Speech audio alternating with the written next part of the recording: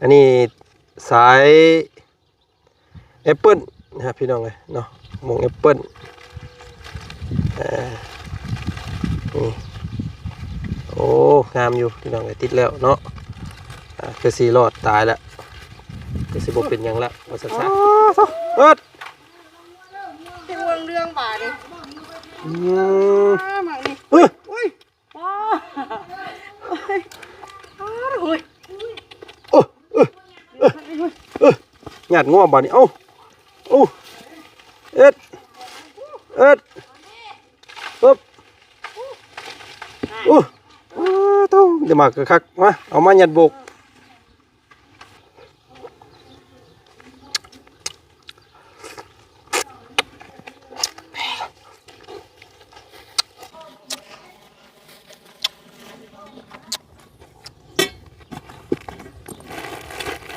เนาะได้มาเรียบร้อยพี่น้องเลยเนาะไปหาอยู่ห้านขายกองบุญอยู่ตัวเมืองตลาดเซโนเฮาพี่น้องเลยเนาะทางบ่าวจันก็บ่ค่อยมีความรู้เรื่องพระสงฆ์องค์เจ้าพ่อปันใดเนาะเพียงเนาะก็มื้อนี้มาเป็นสะพานบุญให้ทางแม่ใจดีเนาะก็ต้องขอบมุกขอบใจขอบบุญขอบคุณทางแม่พมไมโก้พี่น้องเลยซื้อเพิ่นเนาะเพิ่นอยู่ทางปู้แหละUSA เพิ่นแหละพี่น้องเลยเนาะมอบหมายทางบ่จันไปบูชาหรือว่าไปซื้อสุดพระธุดงค์เนาะอันนี้ก็ทางบ่จันก็บ่ฮู้ว่าเพิ่นเอิ้นอีหยังเนาะเพียงเนาะเอิ้นกุดบ่พี่น้องเลยแล้วก็ปึ๊บขึ้นแบบนี้นี่พี่น้องเลยแต่การมันสิมีมุ้งเนาะนี่เป็นชุดของเพิ่นเฉพาะนี่นั่นพัน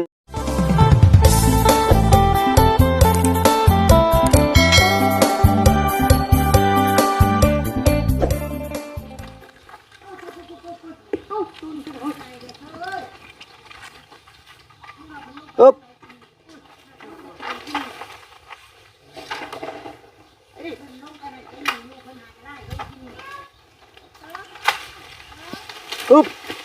ปึ๊บเปิดที่วงเรื่องบาทเลยมานี่ว้าโอ้ยหยาดง่วงบ่านี่เอ้าเอ็ดปึ๊บต้องเดี๋ยวมากระคักมาเอามาหยัดบก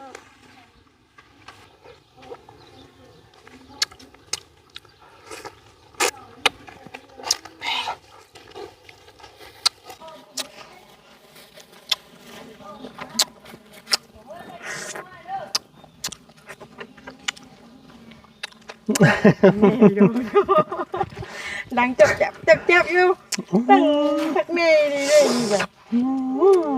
เนาะแจ็บดีจังเลยจ้ะแต่ว่าดอกปวดตรงคอเลยเอาไปหากินข้าวก่อน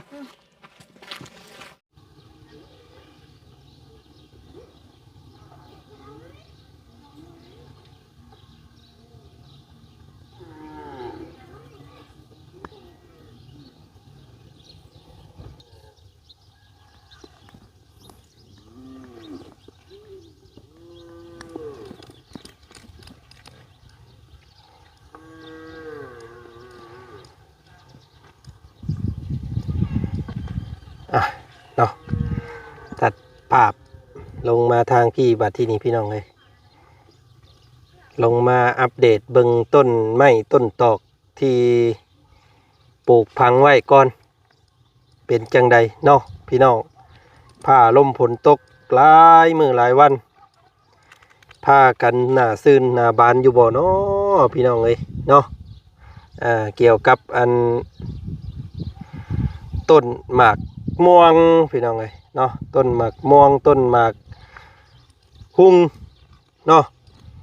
โอ้พี่น้องเลยติดเบิดได้นี่เนาะหมากหุ่งหมากห้วย เป็นบุ้งเป็นเบี้ยซื่นผู้บูเพแว่เบิดแล้วพี่น้องเอ้ยเนาะนี่ต้นม่วงอันนี้ก็ได้พี่น้องเอ้ยเนาะโธ่พี่น้องเอ้ยเนาะใหญ่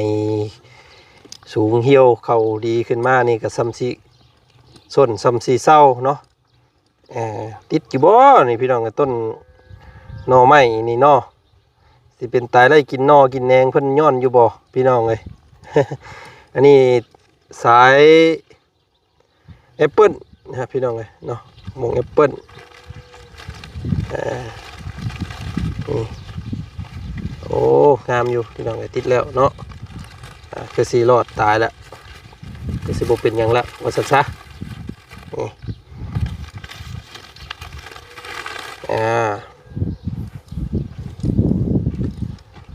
นี่ทางนี้ก็ได้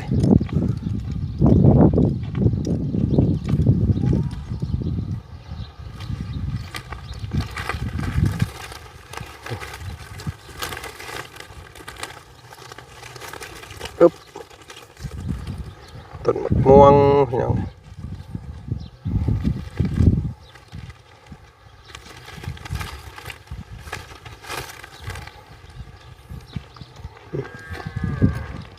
ถือว่าหุ่มห่อไปแล้วเนาะปลูกเนาะอันนี้ต้นไม้เลี้ยงน้องก็คือสิติดแล้วแหละพี่น้องไงคือสิได้กินแล้วเนาะหายห่วงเรื่องการตาย เนาะเอาพี่น้องเอ้ยกะทักทายสบายดีพ่อแม่พี่น้องกันเมื่อสู่คู่สู่คนเด้อเจอกันกับบ่าวจันทร์คือเก่ามื้อนี้พี่น้องเอ้ยเนาะพอกันมื้อนี้ทางบ่าวจันทร์พาพี่พ่อน้องมาพี่เยี่ยมยามถามข่าวเบิ่งต้นไม้ต้นตอกก่อนพี่น้องเอ้ยอยู่ทางให้ทางหน้าเนาะก็ต้นมักสีดาต้นมักเขียบต้นมักม่วงส่วนหลายเป็นมักม่วงพี่น้องเอ้ยเนาะม่วงหวานหลายแนวม่วงต้นม่วงใหญ่ม่วงน้อยเนาะเอากะปูปลายังบ่ทันปล่อยพี่น้องเอ้ยนี่เนาะน้ำก็คือสิโบบกหรอกเนาะไปห้านขายลูกปลารอบนี้ก็สิได้เอามาก่อนพี่น้องเอ้ยเนาะเอาเพิ่นมาปล่อยพอได้แย่ง เท่าเอาพี่น้องไอ้ทักทายสบายดีพ่อแม่พี่น้องกันมุดสุขุสุคนเจอกันคือเก่ามื้อนี้ทางช่องของเจจันเด้อพี่น้องเอ้ยเนาะ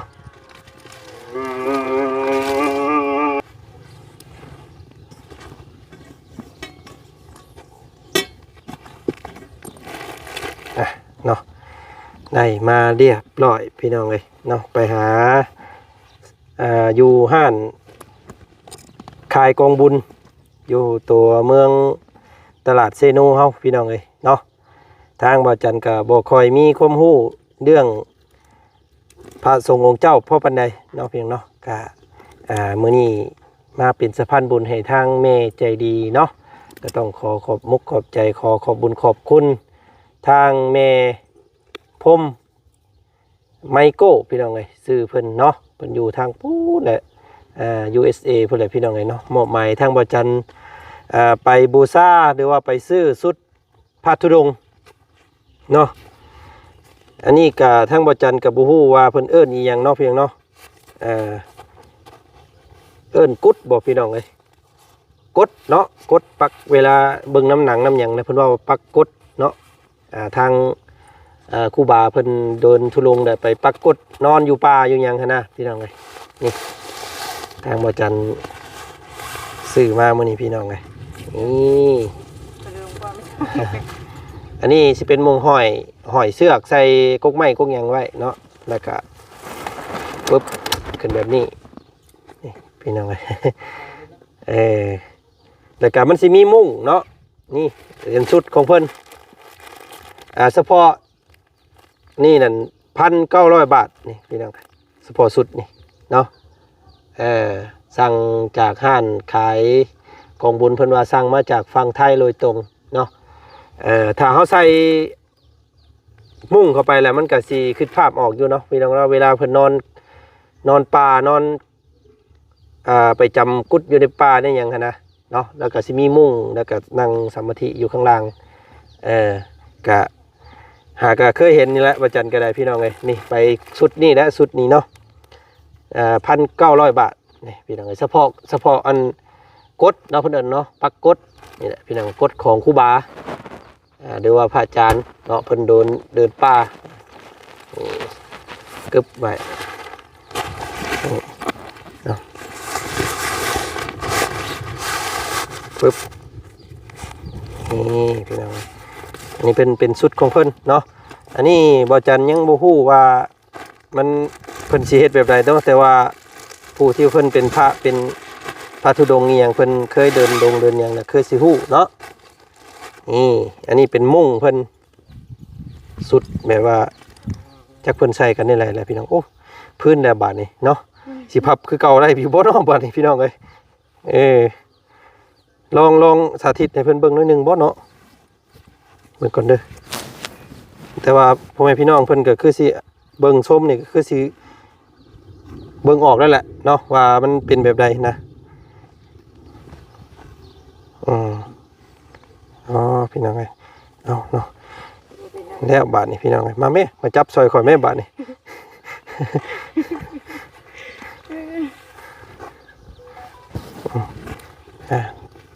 ไปยิงแก้บ่ไปยังจะขึ้นไหนแล้ววันนี้จะขึ้นไหนจะขึ้นไหนก็รู้สึกเอาให้น้องวินเพิ่นก่อนเอาไว้พับคืนเพิ่นก่อนพี่น้องเอ้ยอันนี้แปลว่าเฮาสวมอันนั้นขึ้นไปเนาะสวมมันกดเพิ่นเข้าไปแล้วเฮาดึงจืดเพิ่นสินั่งอยู่ห้องลุมมันเด้เนาะ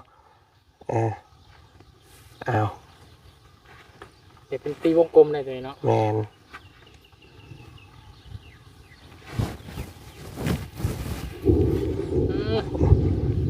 คนไหนนี่ว่าปักตรงอยู่นี่เนาะ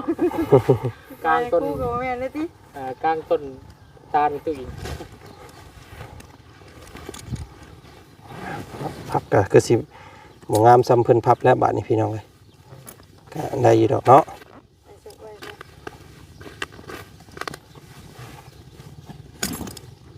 ทำยาวคนตกแล้ว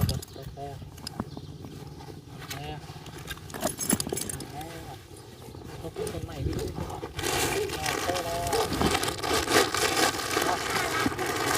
จะทำดิน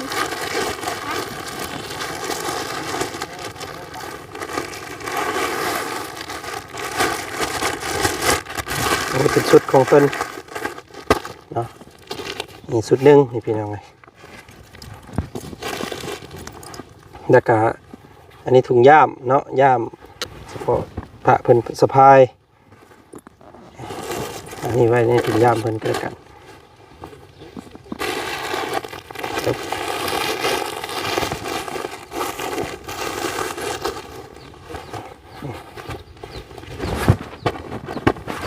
โอ้พี่น้องเลยเนาะ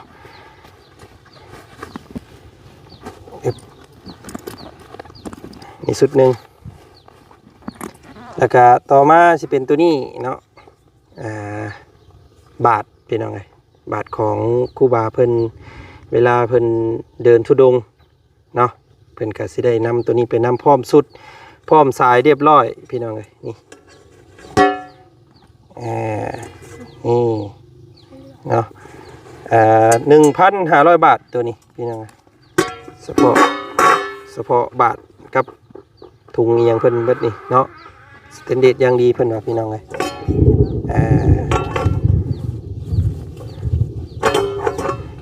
แต่บ่จันยังบ่ทันได้ประกอบเนาะให้ทางครูบาเพิ่นนั้นว่าประกอบเองก็ได้กันพี่น้องนี่สุดหนึ่งเสียงพอของพระดังเลยเด้อมื้อนี้พี่น้องเลยแล้วก็อันนี้เนาะเป็นผ้าไตรพี่น้องเลยอย่างดีเลยเนาะเป็นสีแบบแบบเคลือบๆคือคล้ายๆแบบผ่าทองนี่พี่น้องเลยนี่เนาะอย่างดีสุดละ1,500เนาะแพงได้1,500 บาทแต่ว่าเพิ่นลดให้แมนแต่เพิ่นลดให้ 4,000 3อันนี้เพิ่นลดให้เนาะ 4,000 บาทเพิ่นว่าเป็นของได้รับแบบคู่บาตัวนี้เนาะได้รับจัวเนี่ยก็เพิ่นถือได้อาชีพราคาถือกว่านี้ แม่นอันนี้แบบว่าระดับแบบว่าพระสงฆ์แบบมีอันผู้ใหญ่แน่เพิ่นว่านะพี่น้องไงเนาะบ่จันเลยจัดมา3ชุดเนาะผ้าไตรพี่น้องไงเป็น3ชุด 4,000 บาทเฉพาะนี่อันนี้ 1,500 อันนี้กุดเกิดอันนี้นั่น 1,900 เนาะอันนั้นก็ย่ามนี่500 บาทย่ามเบิดหลายเติบได้พี่น้องไงซ้ำนี่ก็ได้เนาะนี่แหละพี่น้องไงเอาเนาะกะสำหรับของทั้งหมดทั้งมวลนี้พี่น้องไงเนาะกะต้องขอมุกขอบใจขอบบุญขอบคุณทางแม่พรมไมโก้พี่น้องไงเนาะเพิ่นอยู่ทางฝั่งต่างประเทศและมอบหมายให้วจันทร์รอบนี้ซื้อผ้าไตรแล้วก็กุดหรือว่ากดเนาะพี่น้องเนาะกดของครูบาแล้วก็บาทย่ามเฉพาะสุดเดินป่าของพระธุดงค์เพิ่นพี่น้องเลยเนาะและให้ทางบ่อจันนี่ไปถวายให้วัดใดก็ได้บ่จำเป็นว่าวัดใดว่าสันพี่น้องเลยที่เห็นว่าเพิ่นเดินธุดงค์เห็นว่าเพิ่นปฏิบัติธรรมได้ดีเนาะไปถวายให้เพิ่นว่าสันพี่น้องเลยบ่อจันก็จักสิไปถวายให้วัดใดเด้บาดนี้พี่น้องเลยเนาะจังใดก็เดี๋ยวว่าจันสิจัดสรรแล้วก็ไปถวายให้วัดที่เพิ่นแบบบัดป่าบัดหยังประมาณนี้เนาะพี่น้องเนาะเพราะว่าเพิ่นน่าสิต้องการตัวนี้นะเฉพาะบัดป่าดึกเลิกแต่ห่มเย็นเนี่ยเพิ่นปักกดนอนป่านอนหยังคั่นนะพี่น้องเนาะจังใดก็ขอมุกขอบใจขอบคุณขอบคุณทางแม่พรมไมโก้พี่น้องเนาะก็ขอให้แม่จงอยู่เย็นเป็นสุขเนาะมอบสุดเดินพระธุดงค์เนาะให้พระสงฆ์องค์เจ้าเพิ่นก็ขอให้ทางแม่เนาะก็เจริญรุ่งเรือง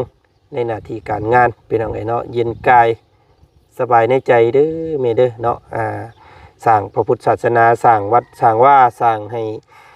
พระสงฆ์องค์เจ้าเพิ่นเนาะก็ขอให้ได้บุญได้กุศลหลายๆเป็นอย่างไรเนาะทางบ่จันกับบ่มีหยังตอบแทนเนาะเดี๋ยวสิสรุปยอดแล้วก็ส่งให้แม่เพิ่นอีกทีนึงพี่น้องเนาะก็รอบหน้าแม่เพิ่นว่าสิให้บ่จันซื้อข้องซื้อกองน้ำเนาะบ่ฮู้ว่าสิถวายวัดใดก็ไปดุนไปเบิ่งน้ำกันอีกอันนี้ก็ได้เนาะเพียงเนาะสำหรับคลิปนี้ทางบ่จันขอลบผ้าลบผลก่อนแล้วบาดนี้พี่น้องเอ้ยเนาะขอลำลาเพียงสำนี้ก่อนเนาะกะเพิ่นสุขุสุคนนำพี่น้องเอ้ยที่ติดตามนะครับชมคลิปของบ่จันอยู่ในตอนนี้เนาะกะได้บุญได้กุศลน้ำกันเด้อพี่น้องเด้อรอบนี้มานำเสนอบาทถุงย่ามเนาะแล้วก็ผัดไตก็อันนี้เพิ่นเอิ้นยังพี่น้องไงเนาะฝั่งไทยเพิ่นเอิ้นเนาะกดเนาะเฉพาะเดินป่านี่สะพายคำบ่ถูกจังไดก็กราบขอโทษขออภัยเด้อเนาะแนะนำเข้ามาแน่พี่น้องไงเป็นแต่ทางบ่จันนี่คือสิว่าเห็นคุ้นๆนี่เอิ้นกดพี่น้องไงปักกดนอนป่าอะไรประมาณนั้นประมาณนี้นะพี่น้องเนาะถูกอยู่บ่เนาะพี่น้องไงเอาโอเคซะเนาะสำหรับคลิปนี้ทางบ่จันสิขอเก็บไว้สะก่อนเนาะพบพ่อหรือว่าผ่านไปวัดป่าวัดหยังเดี๋ยวบ่จันสิไปถวายให้ทางวัดเพิ่นได้กันเนาะขอบคุณแม่พรมไมโก้หลายๆเด้อพี่น้องเด้อเนาะเอาคลิปนี้สบายดีเบิดสุขุสุคนนำลาก่อนสบายดี